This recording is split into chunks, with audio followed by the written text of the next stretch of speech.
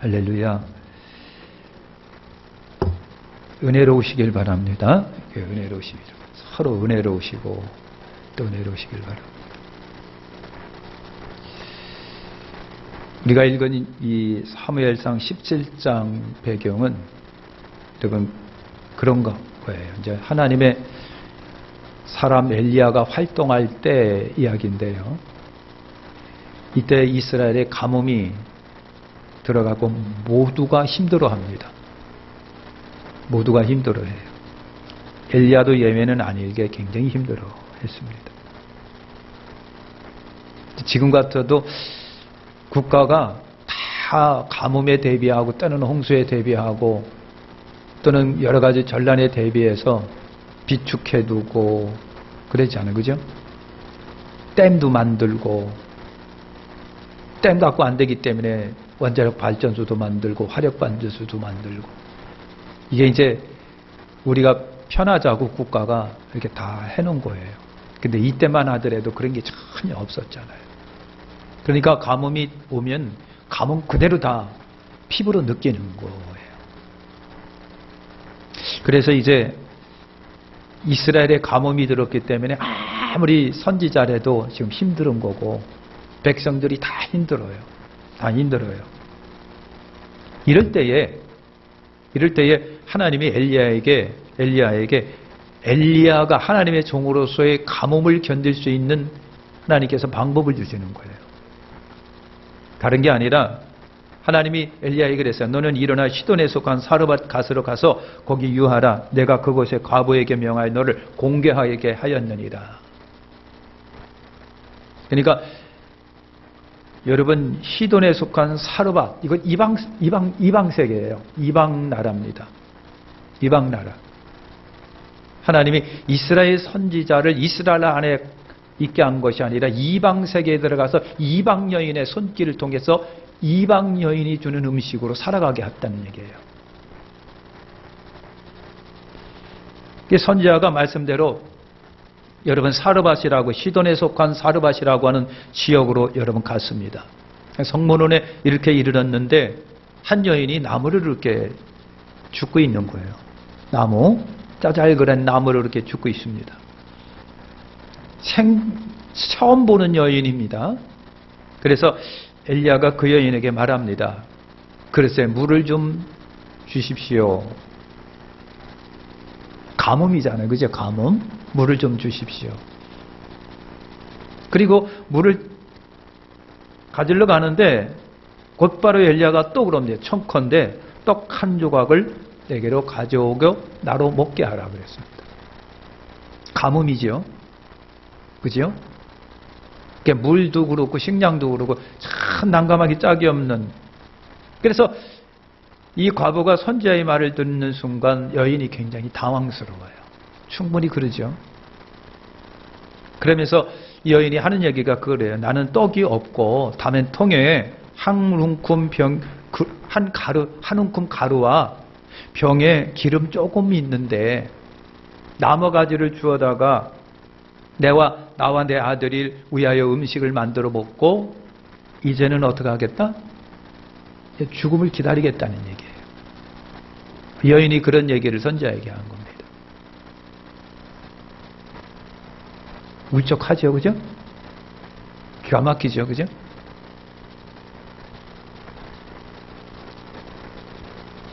이런 말을 하면은 좀 슬픈 기색도 좀 보이고 기쁜 얘기하면 막 얼굴에 기쁨도 있고 그래야 되는데 이래도 저래도 아주 도무지 감각이 없어요. 슬프죠? 예. 네. 그래서 그 아멘 할 필요는 없고요. 슬픈 거예요. 얘를 슬픈 거예요. 그래서 비장한 말을 여인이 선지자에게 한 거예요.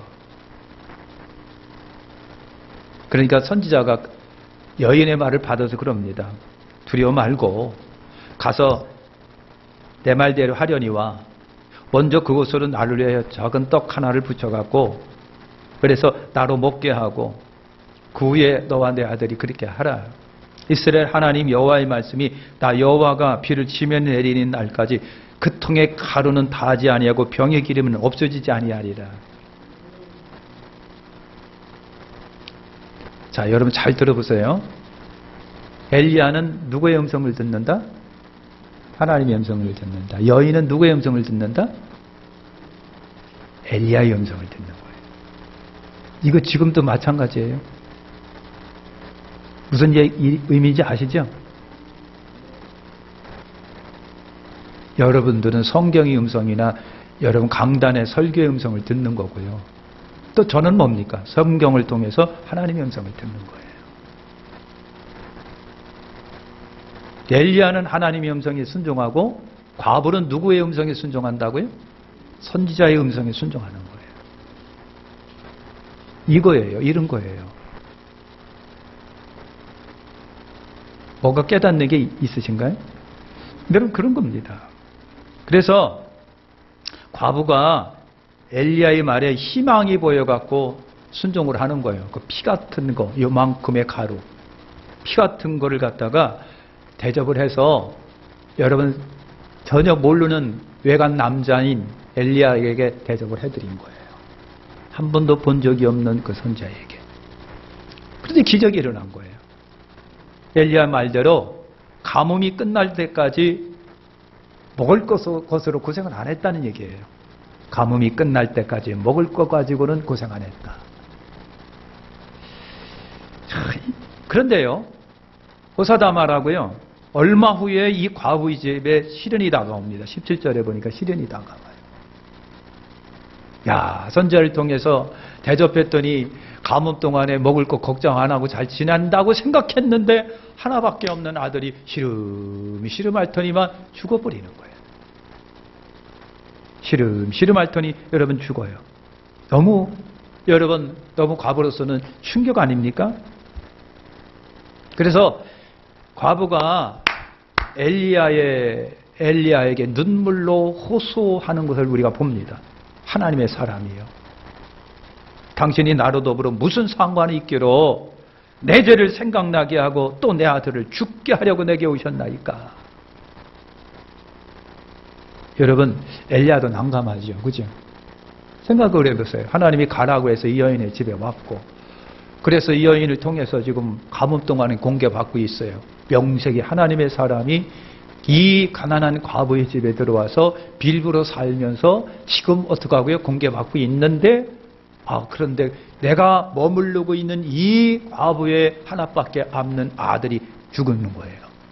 그러니요, 과부도 참 그냥 비통하지만 엘리야도 어떻게 하겠어요?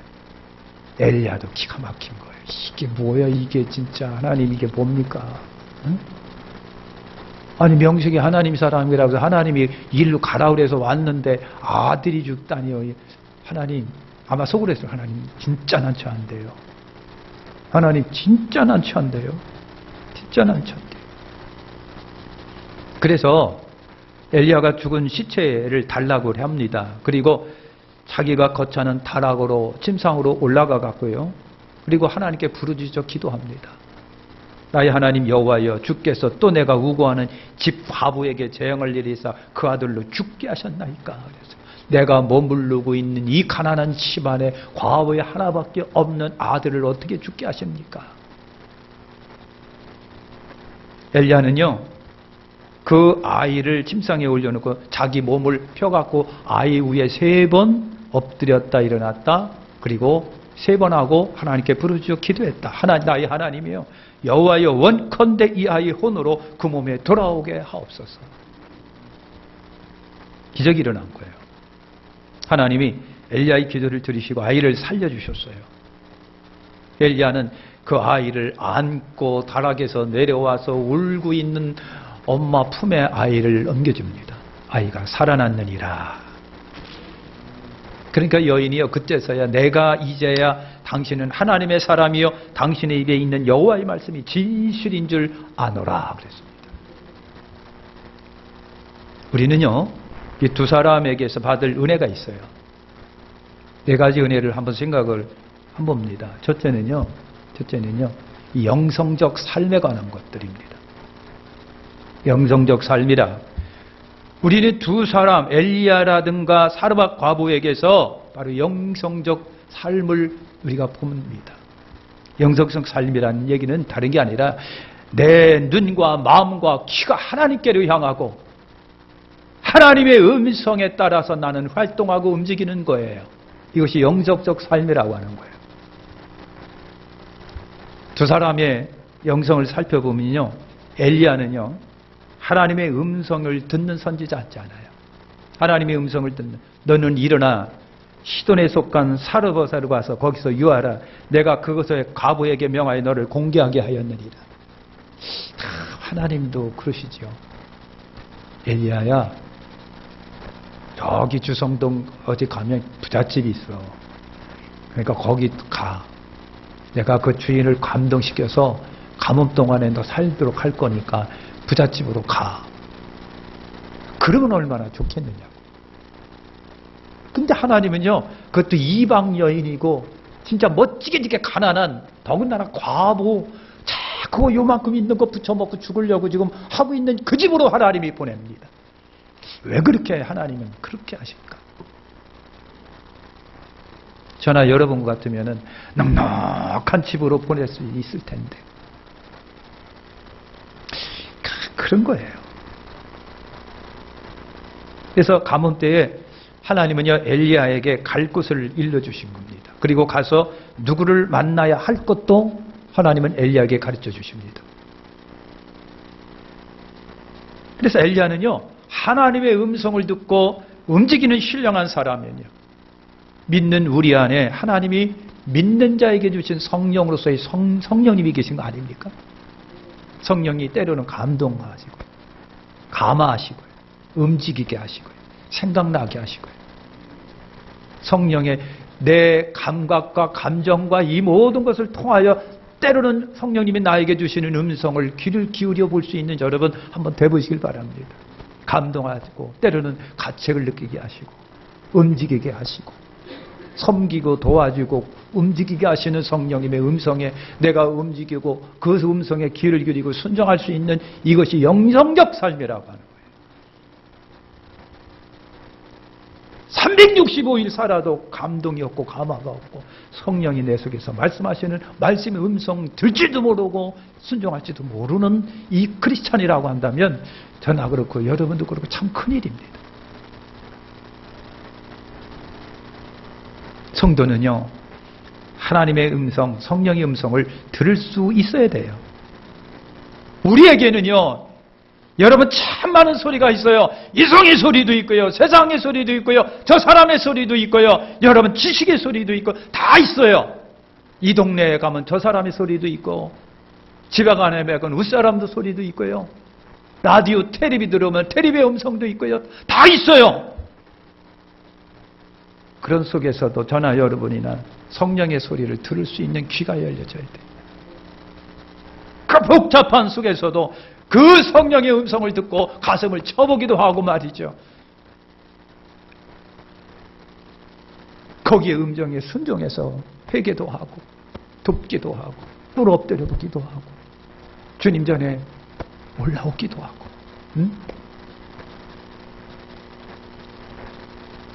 그래서 365일 살면서 그 소리를 들어봤느냐고요. 이성의 소리와 세상의 소리와 지식의 소리와 사람의 소리와 텔레비의 소리는 왕왕왕왕 들려도 성령께서 하시는 내 마음의 음성은 안 들려지는 거예요.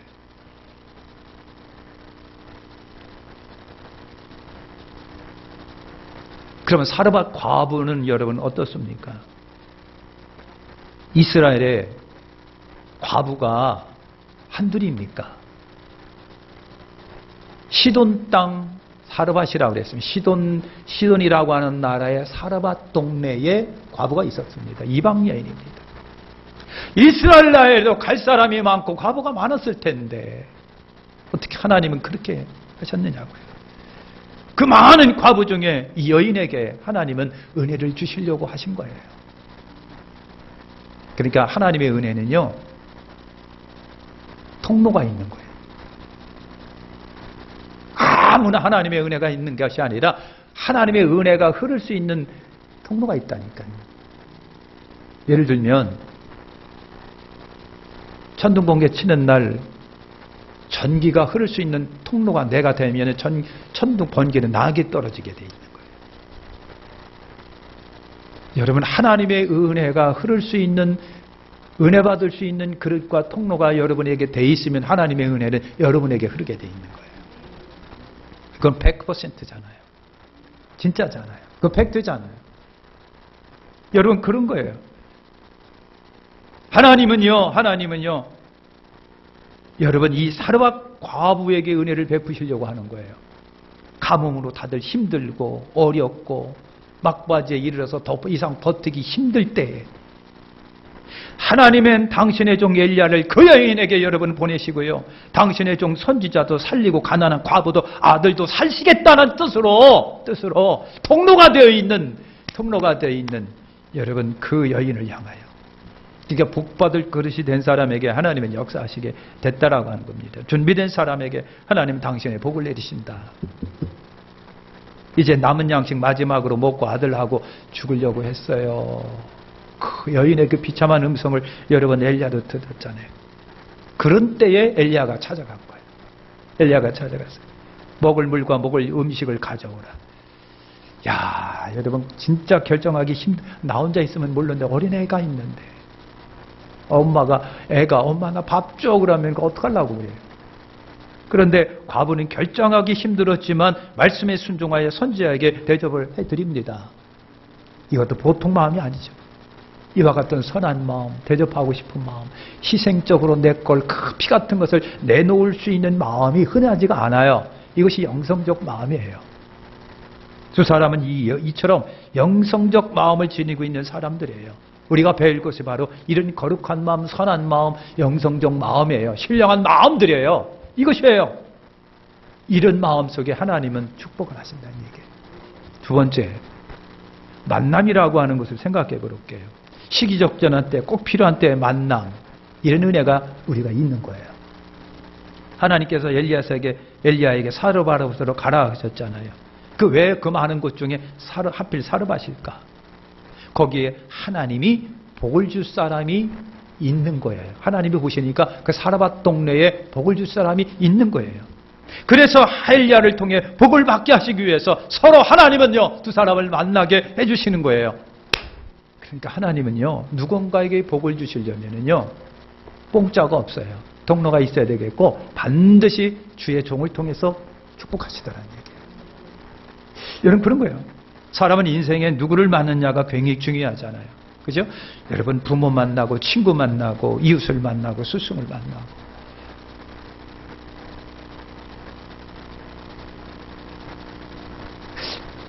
뉴스에 들어보니까 어떤 20살짜리 아가씨가 3번인가 아이를 베고 낙태를 입고 또 하나가 지금 뱃속에 또 있더라고요. 뉴스에 그랬어요. 들어보셨죠, 뉴스? 이게 인생인가? 이것이 사람인가? 왜 이렇게 잔인하고 무서울까 말이죠. 여러분, 그런 거예요. 누구를 만나느냐가 굉장히 중요해요. 그래서 자기가 못 키울 것 같다고 임신하면 낙태시키고 임신하면 그게 3번이고 지금 뱃속에 또 하나가 있어요. 버리고, 못 키울 것 같다 버리고. 누구를 만났냐가 중요합니다. 부모 만나고, 친구를 만나고, 이웃을 만나고, 좋은 스승을 만나고.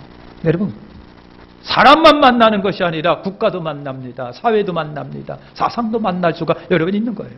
좋은 교회 만나고, 좋은 목회자 만나고, 학교 만나고, 스승 만나고, 친구 만나고, 여러분 나라 좋은 곳 만나야 돼요. 여러분, 그래야 돼요. 합당한 배우자 만나서 좋은 관계를 이루면서 살아가야 돼요. 많은 만남이 있어요. 중요한 것은요, 유익한 만남이 되자고 하는 거예요. 유익한 만남. 내가 너를 만나고 너가 나를 만남으로 서로 유익한 만남이 여러분 되어야 되는 거 아닙니까? 만남을 통하여 사랑하는 성도 여러분, 새로운 역사가 여러분 일어나는 거예요. 새로운 역사. 만남은 인생의 중요한 사건인 거예요. 그래서 우리가 누구를 만나느냐에 따라서 내 생애가 확 달라져요. 엘리야는 가뭄과 흉년의 사르밧 과부를 만납니다. 그리고 사르밧 과부는 어려운 중에 선지자 엘리야를 여러분 만납니다. 둘의 만남을 자기들에게 복이었고 하나님께 영광 돌리는 계기가 됐잖아요. 한여름에 계곡에 두 중년 여인이 옷을 입은 채로 계곡에 푹 들어가서 하고 막 물장난하고 쉬고서 노는 거예요. 그 무더위 때문에 이 옷을 입은 채로 계곡 속에 들어가 있는 거예요. 바위에 보니까 이따만한 큰 여러분 배낭이 있는데 막 빵빵하게 뭔가 들어 있습니다. 자루 안에 여러분 보니까 거기에 상황버섯, 무슨 버섯, 약초 이런 것들이 꽉꽉하게 들어 있는 거예요. 옆에 있는 사람들이 이거 팔려고 따셨습니까? 그랬더니 하는 얘기가 팔기는요. 필요해서 땄지요. 팔려고 내가 이 고생하나요? 그러면서 이제 이야기 보따리를 서로 이제 터놓고 얘기를 하는 거예요. 남편이 10년 전에 위암 말기로 사형 선고 받았는데 이제 병원에서 포기가 됐다는 거예요. 그 후로 아내가 산을 뒤져가면서 암에 좋다는 약초를 탁 해가지고요. 그걸 갖고 와서 맨날 끓여가지고 남편에게 먹였다는 거예요. 먹였어요. 이제 주변 사람이 그래서 그렇게 해서 어떻게 됐는데 그랬더니 지금은 굉장히 좋아졌어요. 그런 거요? 아주 좋아졌다고? 와, 남편 아내 잘 만나서 복 받았네 그랬어요. 그랬더니 18자죠 뭐. 사랑하는 성도 여러분, 누구를 만나느냐가 살고 죽는 갈림길이 될 때가 많아요. 저나 여러분이나 위로 하나님을 여러분 만나고요, 아래로 좋은 교회 복음을 만나셔야 됩니다. 우리 모두가 서로 축복의 만남이 되시기를 축원합니다. 세 번째는요, 양보라고 하는 것을 생각을 해봤어요. 양보라고 하는 거, 결정하기 힘든 순간에 선뜻 내 것을 내어 놓음의 은혜를 받는 거예요. 아기가 갖고 있는 장난감이 있어요. 그 뺏으려더니 막 얼마나 힘을 주고 있는지 안 놓는 거예요. 근데 그거보다 더 좋은 장난감을 앞에다 딱 갖다 놓으면 탁 손을 놓고 그걸 딱 잡아요. 사랑하는 성도 여러분, 결정하기 힘든 순간은 선뜻 내 것을 내놓는다라고 하는 게 여러분 은혜입니다. 여러분 아무리 생각을 해도 사르밧 과부가 대단하다는 생각이 드는데요, 어떻게 그런 순간에 남에게 한 번도 만나본 적이 없는 외간 남자에게 여러분 피 같은 양식을 양보할 수 있었을까? 그것도 아들이 있는데, 더군다나 아들이 있는데 말이죠. 여인의 말을 들어보세요. 나는 떡이 없고 다만 통에 한 가루 웅쿵 병에 조금 기름 조금 뿐이라. 내가 나무가지를 주워다가 나와 내 아들을 위하여 음식을 만들어 먹고 그 후에는 죽으리라. 야, 이 비참한 말이에요. 듣는 엘리야도 아마 찡했을 거예요. 눈물 나는 얘기입니다.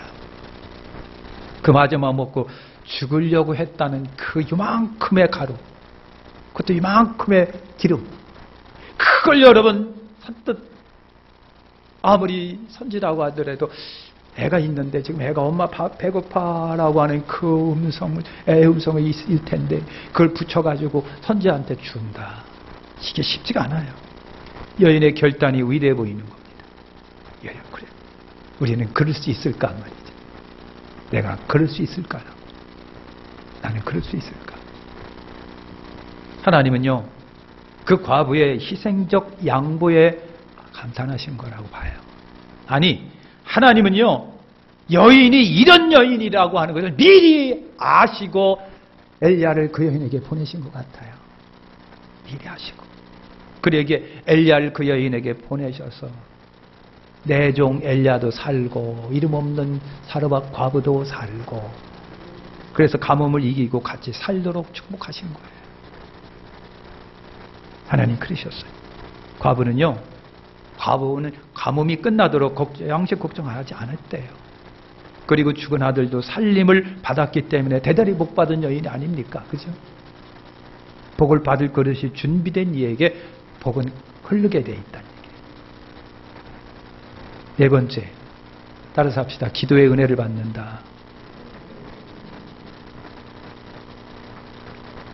서로 인사합시다. 우리 기도하자. 기도의 은혜를 받는 거예요. 연약한 인생이요, 어려운 앞에 할 수 있는 것이 뭘까? 기도밖에 없는 것 같아요. 기도밖에 없어요. 매우 힘들 때 하나님을 의지하는 기도에 우리가 은혜를 받는 거예요. 하나님께 의지하자. 한시름 났다고 생각됐는데 여인에게 슬픔이 여러분 찾아온 거예요. 생때 같은 아들이 시름시름 앓다가 갑작스레 죽습니다. 예전에 남편의 죽음을 맛봤는데 또 아들의 죽음도 여러분 보는 거예요. 얼마나 슬플까, 기가 막힐까. 이거죠? 인생을 살다 보니까 별별 일들이 다 일어나게 되는 거예요. 나에게, 우리에게 그런 건 없어야 되겠다고 그렇게 다짐했음에도 불구하고 어김없이 또 그런 거 다 찾아와. 요것이 인생 속에 찾아와요. 이것이 인생이랍니다. 그때 여인이 선지자에게 하소연을 했잖아요. 하나님이여, 사람이여, 당신이 나라와 더불어 무슨 상관이 있기로 내 죄를 생각나게 하고 또 내 아들을 죽게 하려고 내게 오셨나이까. 엄마로서는요, 다 내가 잘못 같다. 다 나 때문에 애들이 죽고 말이야. 나 때문에 그런 거고. 그 여인이 그런 거죠. 내 죄를 생각나게 하시려고 그랬습니다. 이게 다 내가 잘못해서 그런 거예요. 이게 부모 마음이고요. 이게 엄마 마음이고 그래요. 사도 바울도 그런 마음을 가졌어요. 다 나 때문에 그런 것 같다고. 나 때문에 그런 것 같다고. 처량하고 애처롭잖아요. 엘리야는 또 엘리야대로 난감하기 짝이 없어요. 그래도 명색에 하나님의 사람이 있으면 하나님이 집 축복해 주셔 잘 돼야 되는데 왜 아들이 죽느냐고. 그러니까 또 엘리야는 엘리야대로 난감하기 짝이 없는 거예요. 이게 어떻게 설명해야 될지 모르겠다. 그래서 엘리야가 견딜 수 없어서 기도에 돌입한 거예요. 죽은 시체 아들 시체를 안고 자기 방으로 들어가 심상에 누이고 아이 몸에 자기 몸을 3번 폈다 일어나고 막 그랬어요. 그러니까 싸늘하게 식어있는 아이를 자기 몸으로라도 데워보려고 하는 그런 마음으로 그러면서 하나님께 부르짖어 기도했어요. 나의 하나님 여호와여, 주께서 또 내가 우고하는 집 과부에게 재앙을 내리사 그 아들로 죽게 하셨나니까 나의 하나님 여호와여, 원컨대 이 아이 혼으로 그 몸에 들어오게 하옵소서. 엘리야의 기도를 살펴보면요, 굉장히 절절함으로 알 수 있어요. 무려 3번씩이나 기도했다는 얘기는 뭐예요? 그만큼 이 아이를 위해서 엘리야가 말이죠, 엄청나게 노력을 했다는 얘기예요. 막 요즘으로 말하면 이게 심폐소생술인가? 그런 생각도 들고 그래요. 어쨌든 그래요. 매우 난감하면서 다급함을 보이고 있는 것을 봅니다. 엘리야가 최선을 다하는 모습을 봅니다. 반드시 하나님 이 아이를 살려주셔야 됩니다. 엘리야도 책임감에 몸부림쳐 기도한 겁니다. 이 기도에 절대로 들어주셔야 된다는 절박함을 우리는 이 말씀 속에서 보는 거예요. 엘리야의 처절하고 간절한 기도에 하나님이 역사하신 거예요. 그래서 하나님은 죽은 아들을 살리셨습니다. 하나님께 영광, 감사와 기쁨이 그 가정에 넘쳐납니다. 이제 마치겠습니다. 여러분, 우리가 4가지 은혜를 생각해 봤어요. 첫째가 영성적 삶의 은혜입니다. 영성적 삶의 은혜는 다른 게 아니에요. 우리가 저나 여러분은 기도하고 예배하고 말씀에 귀를 기고 그리고 항상 하나님의 음성, 성령의 내면의 소리를 들어가면서 그 음성에 순종하며 살아가는 것이 영성적 삶이에요. 그죠? 그게 그런 거예요. 두 번째는 복된 만남의 은혜를 우리가 받는 거예요. 할렐루야. 인생은요, 우리 하나님 만나셔야 됩니다. 예수 만나셔야 됩니다. 그죠? 그리고 아래로 좋은 교회와 좋은 복음, 좋은 사람들을 만나서 좋은 영적 지도자 만나고 이웃을 만나고 가족을 만나야 돼요. 잘못 만나가지고 얼마나 낭패스러운 삶을 살아가고 있는지 몰라요. 잘 만나셔야 됩니다. 그러니까 기도하셔야 되는 거예요. 하나님, 좋은 만남 있게 해주세요.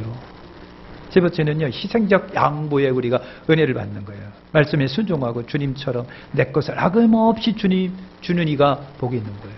내놓을 수 없는 거, 피 같은 음식 아들하고 먹고 죽으려고 작정하는 이 음식인데 말이죠. 엄마 배고파하는 애 때문에 이게 눈에 밟혀가지고 어떻게 이거를 여러분 모르는 사람에게 주겠느냐고요. 그런데 희생적 양보의 은혜를 우리가 받는 거예요. 그것이 시작이 돼가지고 그 과부는요, 어려움을 다 겪어냅니다. 그러니까 하나님은요, 공짜가 없는 거예요. 뭔가 반드시 빌미가 있어야 돼요. 동기가 있어야 된다는 얘기예요. 공짜가 없어요. 맨입으로 되는 게 없어요. 이 여인에게 하나님의 은혜를 주시기 위해서 피 같은 밀가루 반죽을 해서 어떻게 선지자에게 대접을 하는 거예요. 그러니까 하나님은요, 그렇게 그런 걸로 하는 거예요. 공짜가 없는 거예요. 맨입으로 아닙니다. 동기가 있는 거예요. 네 번째, 간절한 기도의 은혜를 여러분 받는 거예요. 연약에 휩싸인 인생이 할 수 있는 것이 여러분 기도예요. 기도는 능치 못하며 없게 하는 능력이에요. 기도의 용사들이 되시기를 축원합니다. 기도하겠습니다. 하나님 감사합니다. 하나님 감사합니다.